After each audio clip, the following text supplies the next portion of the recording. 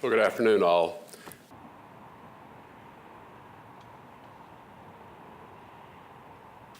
You know, this is a narrative that keeps coming up about every 6 weeks. And I would say y'all need to get some new sources because your story keeps being wrong.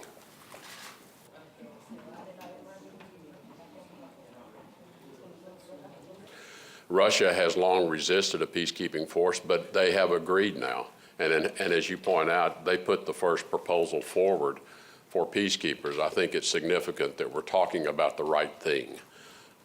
We have a significant difference between the mandate that a peacekeeping force would be given and the scope of their mandate, and that's what we continue in conversations with the Russians as to the peacekeeping force. We hope we can close those gaps.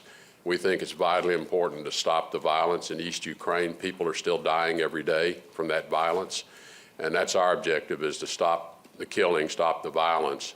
And then we still have a lot of work to do to address all elements of the Minsk Accord, and including the government in Kiev has significant work to do as well.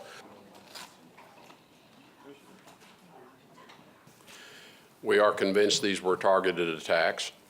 We have shared some information with the Cubans, and there are two restrictions I've placed on sharing information. One is respect for the privacy of individuals and their medical conditions.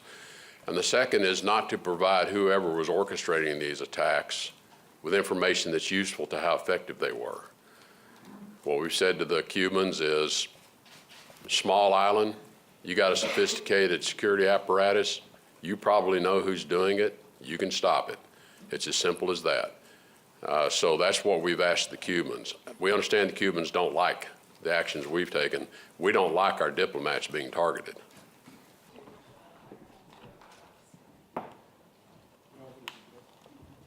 We have said to the Russians, it is important that the Syrian regime be at the table and be part of these negotiations and part of the discussion.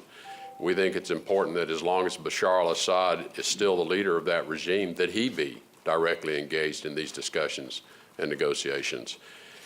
We have left it to the Russians to deliver them to the table. And we did have a delegation from the Syrian regime attended the first week of the talks that have resumed in Geneva. We hope that they will return to those discussions.